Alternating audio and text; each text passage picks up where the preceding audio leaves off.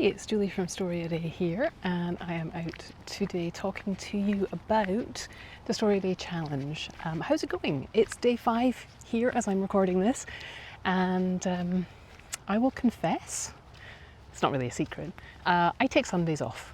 I've discovered over the years that I get really agitated if I feel like I have to do something every single day. I'll just start looking for ways to avoid it. So since I started this challenge, it's my challenge, I get to make the rules, you get to make your rules, I have always taken Sundays off. And so I took Sunday off yesterday, and every year I think I'm not going to do it, and every year I get to Sunday and I'm like, I want Sunday off.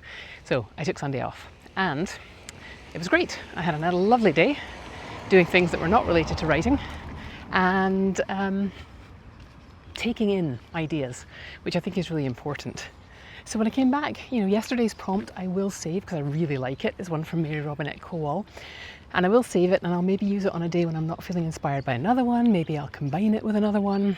I kind of combined it with today's actually. But that's one of the things I want to talk to you about today, and that is the prompts. You're not always going to be inspired by the prompts. The very first day of the challenge, I got an email from somebody or a comment from somebody saying, well, this is a bust, maybe tomorrow. Let me tell you something, that person has never showed up again.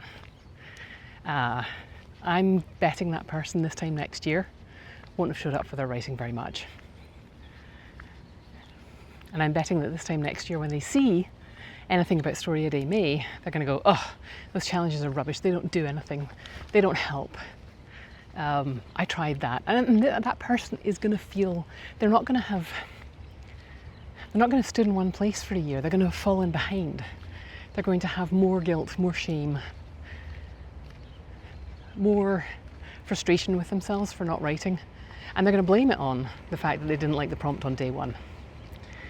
Whereas this morning, in the StoryADay Superstars group, where the StoryADay Superstars chat where we get together and write together, there were a bunch of people working on today's prompt, which is from RSA Garcia, and it's about a hibiscus flower. Now, not everybody in the group is interested in flowers, and they were quite quick to say so. But they thought about the word. The word that RSA Garcia had given us was to do with hibiscus flowers. And so one person was thinking about the fact that the word hibiscus has lots of great stuff in it. It has, and it has b, and you could do all kinds of stuff with that, especially if you're writing in a secondary world, fantasy world. You can take a word that's in the prompt and turn it into something that means something else in your world. Someone else in the group is a horticulturalist, a plant person, and their first thought about hibiscus was how it doesn't grow well where they live, and so their first thought went to the pests that infest hibiscus plants. Someone else in the group started thinking about the fact that you can forage. Now, I don't recommend doing this because I'm not an expert on foraging, and don't poison yourself, but you can forage hibiscus flowers and pods, and you can cook them. Apparently they're quite like okra. You want to make sure you've got the right variety, of course, when we had a discussion about that too. But then a couple of people in the group started writing about things that had tea in them. They were inspired by that discussion. So you don't have to go with the prompt itself. You don't have to go with the first thing that comes to mind. I started mine thinking about the fact that the hibiscus blooms for one day, and then in the prompt it said there are hybrids, there are varieties that have been bred that bloom for 3 days. So I started thinking about the fact that you have something that's perfect, and yet we have to tinker. So that's what my story became about. Somebody else in the group was talking about the fact that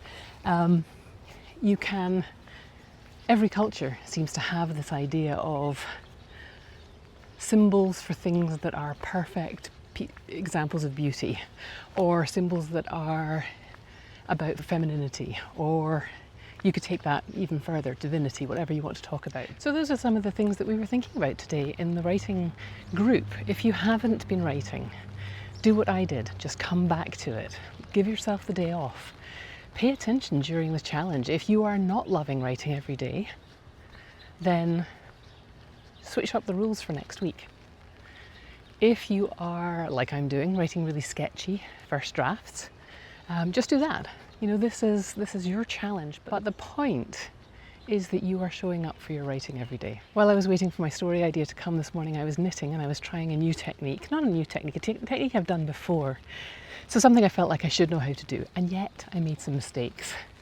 And sometimes I have a fairly high tolerance for just blundering on and making mistakes and learning from making those mistakes. And that's fine, because this piece that I'm knitting is just for me. I'm not trying to sell it to anyone, it's for me. I'm enjoying the process of making it.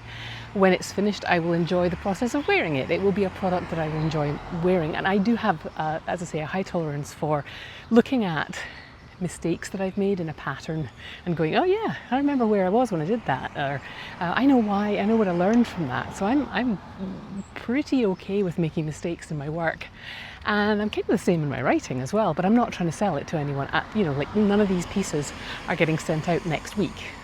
They will all get looked at, and if I need to make them right for an audience, the same way as if I was making a sweater for someone else, I would have to make it right for them. If I was trying to make these stories right, then I would go to somebody who knows how to do this and learn from them. So in the case of my knitting, I went to the designer. He has a YouTube, Stephen West. He has a YouTube channel, and I looked up his instructions on how to do this stitch, which I thought I knew how to do, and I was making assumptions and I did it wrong. But you know, I was okay with what I actually ended up with was something novel. So I was okay with it. The mistakes I made, I'm leaving in, and I'm just starting the next section, doing it right. Once I got going on the next section, I really had to keep going for quite a long time until I got the technique down. Longer than I expected. And this is something that I thought really reminded me of StoryADay, because you can write, but if you want to write well, if you want to write fluidly, if you want to write prolifically, if you want to write creatively, if you want to write in different genres, if you want to hone your voice, you have to keep at it. You have to keep at it for a while. And you have to try things. You have to make it real. Not something you can do once, something you can do every day. And you don't have to do it every day for the rest of your life. You don't even have to do it every day during this challenge. But committing and giving yourself the gift of some focused time to practice the thing that you want to practice is really useful. It makes it a lot easier when you come back to it. But every time you come back to it, you have to pay attention to the details. Are you actually writing things the way you want to, or are you making assumptions about what readers will hear from your words? Like I was making assumptions about how this stitch should be knitted. So that's what I'm thinking about with my writing today. It is okay to take a day off.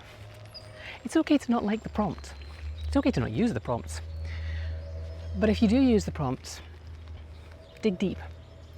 The first idea that you come up with will never be your best idea. Keep digging. Might be your best idea. I hate to say things in absolutes like that. Maybe your first idea is your best idea, but chances are, if you keep digging, you're going to come up with something that surprises you and everyone else.